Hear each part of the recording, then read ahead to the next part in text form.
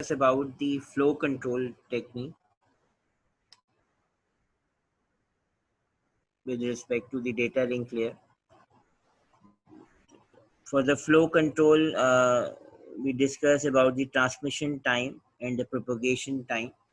The transmission time is the time that need to take to emit all bits into the medium layer. जब तक आपकी data frame की तमाम bits जो हैं, for example data frame contain 2000 bits of data there.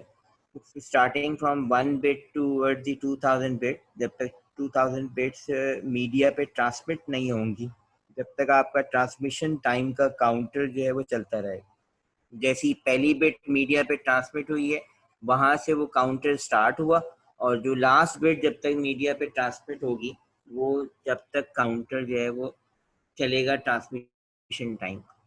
Propagation time का मतलब ये है कि जैसी आपकी एक बिट जो है वो रिसीवर साइड पर रिसीव्ड हुई, अगर आपका डेटा फ्रेम 2000 बिट्स का है लेकिन एक बिट भी वहां पे रिसीव हो गई, तो इट मीन्स के प्रोपगेशन टाइम जो है वो आपका एंड हो गया, यानी वो कैलकुलेट हो गया. तो in for the flow control we have two techniques. One is the stop and wait flow control, and other one is the sliding window protocol. Stop and wait is the simplest form of flow control that work like this. If the sending station send a frame of data and then wait for an acknowledgement. Stop and wait में क्या होगा कि sender जो है वो एक inquiry packet भेजेगा, जैसे पॉइंट टू पॉइंट लिंक में होता है, to ensure the receiver is ready on the network there. उसके बाद जो है वो सेंडर एक फ्रेम भेजेगा और उसके बाद वो वेट करेगा एक्नॉलेजमेंट, कि जब तक उसको फ्रेम 1 का एक्नॉलेजमेंट नहीं आएगा, जब तक वो नेक्स्ट फ्रेम नंबर 2 जो है वो नहीं भेजेगा. फिर फ्रेम नंबर 2 जब भेजेगा तो वो एक्नॉलेजमेंट का वेट करेगा कि फ्रेम नंबर 2 उसको मिल गया है. एक्नॉलेजमेंट का मतलब ये है पॉजिटिव एक्नॉलेजमेंट या नेगेटिव एक्नॉलेजमेंट. अगर फ्रेम एरर फ्री मिलेगा उसको, वो उसको इंश्योर कर लेगा कि उसमें एरर नहीं है, तो वो वहां से एक ऑफ 1 भेजेगा, यानी फ्रेम 1 का एक्नॉलेजमेंट भेजेगा. तो फिर सेंडर जो है वो यहाँ से फ्रेम नंबर 2 भेजेगा, फिर वो एक ऑफ 2 भेजेगा, और अगर कोई फ्रेम में एरर होगा तो वो वहां से नेगेटिव एक्नॉलेजमेंट भेजेगा कि नैक ऑफ 1. नैक ऑफ 1 का मतलब है कि 1 को रीट्रांसमिट करो, 1 में एरर है. तो स्टॉप एंड वेट में क्या होगा कि एक एक फ्रेम जाएगा और एक एक फ्रेम का एक्नॉलेजमेंट आएगा, और जब तक एक्नॉलेजमेंट नहीं आएगा, जब तक सेंडर जो है वो दूसरा फ्रेम नहीं भेजेगा. तो stop and wait flow control में ये भी इशू आ सकता है कि जो दूसरी रिसीवर पार्टी है उसको फ्रेम 1 मिल गया और एरर भी नहीं है, लेकिन वो जो है डेलिबरेटली जो है वो उसका एक्नॉलेजमेंट जो है वो नहीं भेज रहा है, तो जिसकी वजह से सेशन जो है वो आपका होल्ड हुआ हुआ है. तो ये इश्यूज आ सकते हैं. Stop and wait flow control, that source may not send new frame until receiver acknowledge the frame already sent there. So it's a very inefficient, especially when a single message is broken into separate frame.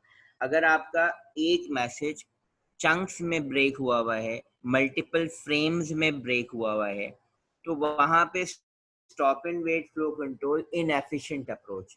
मेरी आवाज आ रही है? जी sir, आ रही है.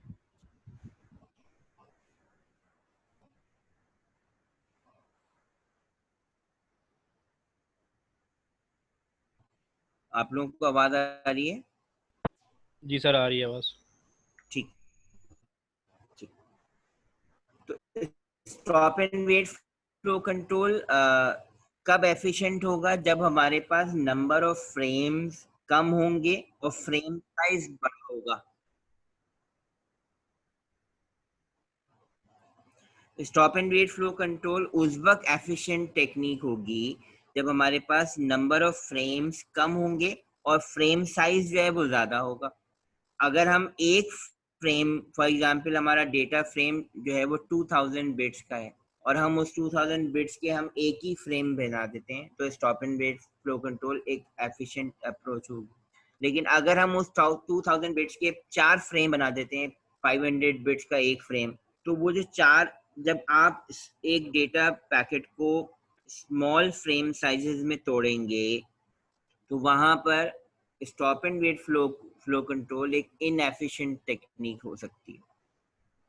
और जहां पे आप नंबर ऑफ फ्रेम कम होंगे, यानी फ्रेम साइज बड़ा होगा, वहां stop and wait flow control efficient technique हो सकती है, क्योंकि बजाय इसके कि आप 4 फ्रेम भेजते हैं और हर फ्रेम का पहले एक्नॉलेजमेंट का वेट करें और फिर अगला फ्रेम भेजें, तो चारों फ्रेम का एक कंबाइंड फ्रेम आपने भेज दिया, भले एक्नॉलेजमेंट नहीं आया, आगे प्रोसेस जो है वो नहीं रुकेगा।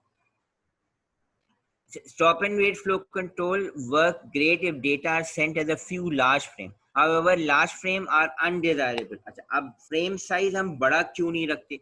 फ्रेम साइज बड़ा अवॉइड किया जाता है। रिकमेंडेड ये होता है कि आप फ्रेम साइज छोटा रखें, चाहे नंबर ऑफ फ्रेम्स बढ़ा दें। तो फ्रेम साइज जो है वो आपके पास, हम लार्ज फ्रेम साइज अवॉइड क्यों करते हैं? Because 2 reason. Large frame size avoid करने की कि अगर आपके पास एरर आएगा तो सिंगल बिट एरर की वजह से भी आपको कंप्लीट फ्रेम दोबारा रिट्रांसमिट करना पड़ेगा। दूसरा रीजन ये है कि जब आपका फ्रेम साइज बड़ा होगा तो उस वक्त क्या होगा कि अभी तमाम फ्रेम की जो बिट हैं वो अभी मीडिया पे ट्रांसमिट नहीं हुई है, यानी ट्रांसमिशन टाइम का काउंटर अभी चल रहा है, जबकि दूसरी साइड पे बिट्स जो हैं वो रिसीव होना शुरू हो गई, यानी प्रोपगेशन टाइम एंड हो गया है। क्योंकि अगर बड़ा फ्रेम साइज है 2000 बिट्स हैं, तो अभी 2000 बिट अभी मीडिया पे गई नहीं थी ट्रांसमिट एंड से, लेकिन वहाँ रिसीविंग साइड पे फर्स्ट 10 बिट जो है वहाँ रिसीव हो चुकी हैं और बार बिट रिसीव हो रही हैं। तो इस वजह से आप लार्जर फ्रेम साइज जो है वो अवॉइड करते हैं। आप यूटिलाइजेशन कैलकुलेट कर सकते हैं स्टॉप एंड वेट में, उसके लिए फॉर्मूला है आपके पास U is equal to frame time divided by total time, यानी एक फ्रेम का टाइम, एक फ्रेम आपके पास कितने टाइम में ट्रांसमिट हुआ, divided by the total time. इसको आप यूं भी कैलकुलेट कर सकते हैं, U is equal to 1/1 + 2a। This is the utilization formula for in stop and wait flow, यानी stop and wait flow control की जो हमारे पास यूटिलाइजेशन है, हम वो निकालना चाहते हैं कि stop and wait flow control में कितना आपका ये यूटिलाइज हुआ। तो उसके लिए फॉर्मूला है या तो frame time divided by total time, या फिर 1/1 + 2a, वेयर a जो है वो आप दो तरह से निकाल सकते हैं, like a equal to propagation time divided by transmission time, ये टोटल जो आपका प्रोपगेशन टाइम है वो, और divided by the transmission time. A को आप इस तरह भी यूज निकाल सकते हैं, medium length in bits divided by frame length in bits, यानी टोटल जो लेंथ है मीडियम की वो डिवाइडेड बाय एक फ्रेम की लेंथ, उससे डिवाइड कर दें तो ए आ जाएगा। So another flow control algorithm is sliding window. एक stop and wait flow control technique है, एक स्लाइडिंग विंडो। स्लाइडिंग विंडो में क्या होता है कि सेंडर और रिसीवर जो है वो एक बफर साइज डिसाइड कर लेते हैं, जिसे हम विंडो साइज कहते हैं। दोनों निगोशिएट कर लेते हैं कि जो है वो बफर साइज क्या होगा। For example buffer size decide हुआ कि विंडो साइज जो है वो 4 है, यानी W = 4। इट मीन्स के सेंडर भी अपने पास 4 फ्रेम का विंडो खोल देगा, यानी बफर ओपन कर देगा, और रिसीवर भी अपने पास 4 फ्रेम की विंडो या बफर ओपन कर देगा। सेंडर यहाँ से 4 फ्रेम भेजेगा एक साथ। अब एक एक फ्रेम नहीं जा रहा, जैसे stop and wait flow control में एक फ्रेम भेज रहा था, फिर वेट कर रहा था एक्नॉलेजमेंट का, फिर अगला फ्रेम भेज रहा था। यहाँ पे क्या है, 4 फ्रेम एक साथ चले गए, फ्रेम 0, फ्रेम 1, फ्रेम 2, फ्रेम 3, ये चारों फ्रेम एक साथ चलेगा। नाउ अब रिसीवर को अगर ये चारों फ्रेम प्रॉपरली मिल जाएंगे without any issue, without any error, तो वहां रिसीवर सेंडर को क्या भेजेगा, रिसीवर सेंडर को भेजेगा RR4। RR4 का मतलब है now receiver is ready to receive the frame number 4, क्योंकि आप सेंडर ने भेजे थे फ्रेम 0 1 2 3, ये 4 भेजे थे, वहां से उसने एक्नॉलेज किया। अब ये जो RR4 है ये दो बातें बता रहा है, ये दो एक्नॉलेजमेंट को कवर कर रहा है। एक तो ये बता रहा है कि उसको कहाँ तक के फ्रेम प्रॉपरली मिल गए। RR4 का मतलब है कि 4 - 1 यानी 3, कि फ्रेम नंबर 3 तक का ये पॉजिटिव एक्नॉलेजमेंट है, कि फ्रेम नंबर 3 तक रिसीवर ये बताना चाह रहा है कि मुझे मिल गए पैकेट विदाउट एरर। और दूसरी इंस्ट्रक्शन वो RR4 से ये देना चाह रहा है कि सेंडर जो है वो अब अपने पास विंडो को अपेंड करे, और अपेंड करने के बाद अगले 4 फ्रेम भेजे, यानी फ्रेम नंबर 4 5 6 7। तो वो इस तरह से क्या होगा कि आपके पास मल्टीपल फ्रेम एक साथ जा रहे हैं, और एक सिंगल एक्नॉलेजमेंट जो है वो मल्टीपल फ्रेम के एक्नॉलेजमेंट को कवर कर रहा है।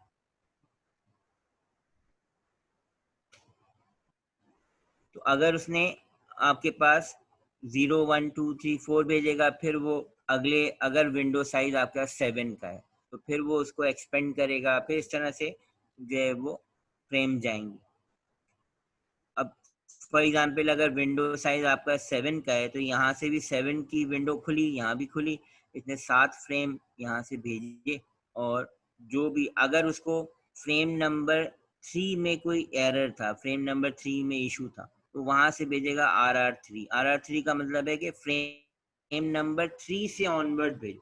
अगर अभी हम जो बात कर रहे थे फ्रेम 0 1 2 3 की, अगर फॉर एग्जांपल अब उसको चारों मिल गया, उसने कहा RR4, RR4 का मतलब है कि फ्रेम 4 5 6 7 भेजो। अब 4 5 6 7 भेजा, और अगर वहां पे 5 में एरर आ गया, 6 और 7 मिल गए, तो अब वो वहां से भेजेगा RR5। RR5 का मतलब है कि 4 तक उसको प्रॉपरली मिल गए, 5 से ऑनवर्ड 4 फ्रेम भेजने उसने, 5 6 7 8, जिसमें 6 और 7 रिपीट होगा, वो डुप्लीकेट के तौर पे ओवरराइट हो जाएगा।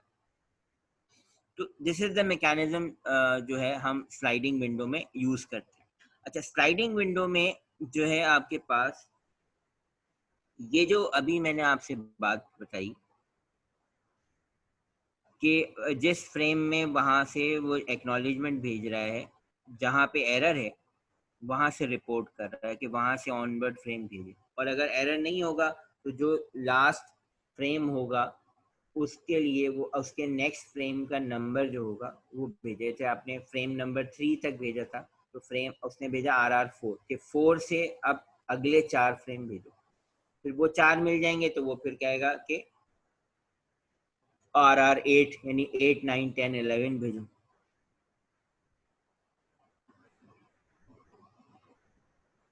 तो ये जो आपके पास एक्नॉलेजमेंट आ रहा है ACK यानी एक्नॉलेजमेंट सप्लीमेंटेड विद RNR यानी रिसीवर इज नॉट रेडी। तो RR का मतलब है receiver is ready, receiver is ready. RR जो भी नंबर फ्रेम का आप आगे देंगे कि वो वहां से रिसीव करने को रेडी। तो ये सेंडर को इंस्ट्रक्शन भी है कि उससे पहले तक का फ्रेम उसको मिल गए, और उसके ऑनवर्ड्स के जो उसमें फ्रेम है, अब वो depending on the window size है वो उसको भेजे।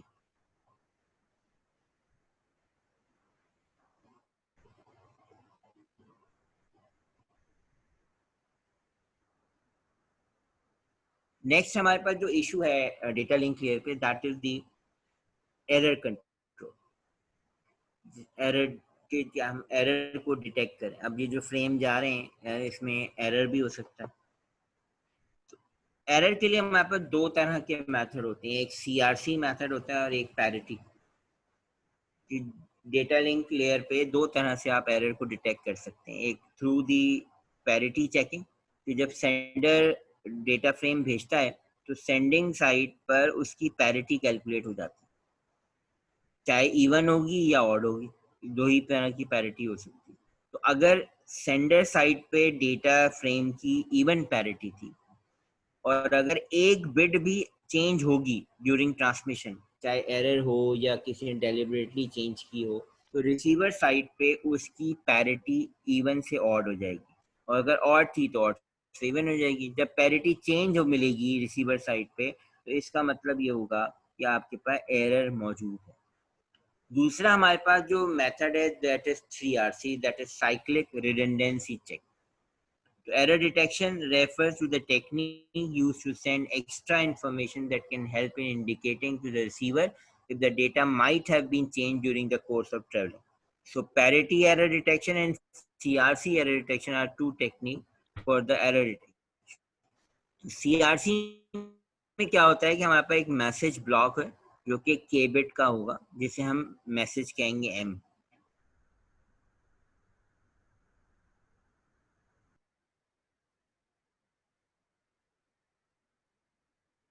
इसे हम फ्रेम चेक सीक्वेंस कहेंगे, FCS या CRC बिट कह लें. वो CRC बिट कैलकुलेट करे, वह CRC बिट डेटा के साथ ऐड करके भेज देगा सेंडर. रिसीवर के पास जो डेटा रिसीव होगा, तो रिसीवर भी अपने पास दोबारा से CRC की बिट कैलकुलेट करेगा. अगर उसके पास वही बिट आती हैं जो सेंडर ने ऐड करके भेजी हैं, तो इसका मतलब है कि डेटा में एरर नहीं है या डेटा कंटेंट्स चेंज नहीं हुए, डेटा की इंटीग्रिटी बरकरार है. लेकिन अगर वो CRC बिट चेंज हो जाती हैं, तो इसका मतलब है कि डेटा में एरर रिपोर्ट हुआ है और डेटा में एरर डिटेक्ट हुआ.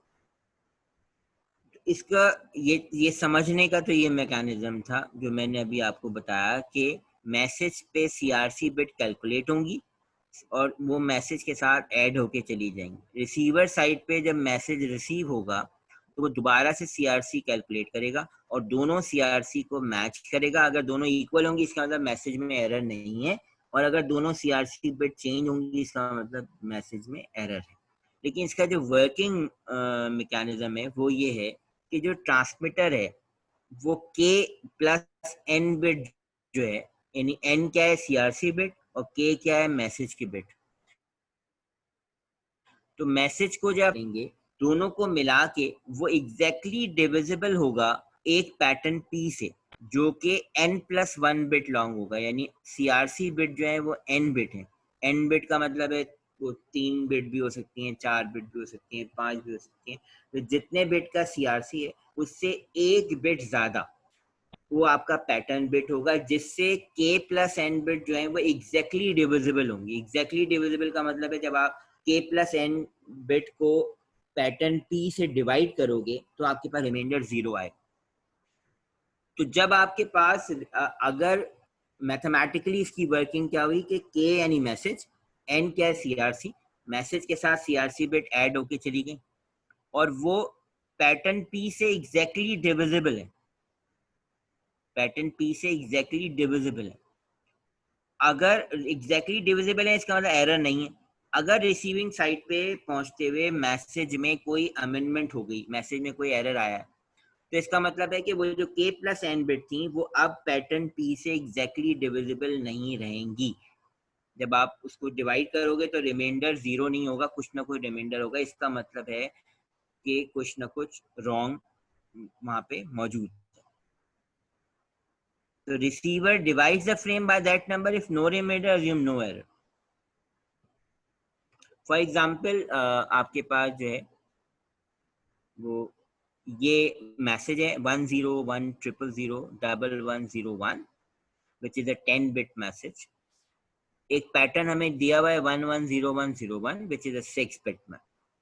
यानी एक पैटर्न आपको गिवन है, एक मैसेज आपको गिवन है. हमें पहले CRC बिट निकालनी है यानी FCS बिट निकालनी है, फ्रेम चेक सीक्वेंस, जैसे आप CRC बिट भी कह रहे हैं. तो आपको पता है कि पैटर्न जो है वो CRC बिट से एक ज्यादा होता है. अगर CRC n बिट है तो पैटर्न n+1 होगा. जब आपको पैटर्न गिवन है 6 बिट का तो इसका मतलब CRC जो जाएंगी वो 5 बिट की आएंगी. ये मीटिंग एंड होने वाली है, इसको आप दोबारा से वो करके मुझे भेजें. ठीक है सर. जी, यहाँ तक की रिकॉर्डिंग एंड कर लें फिर दोबारा कर लीजिएगा.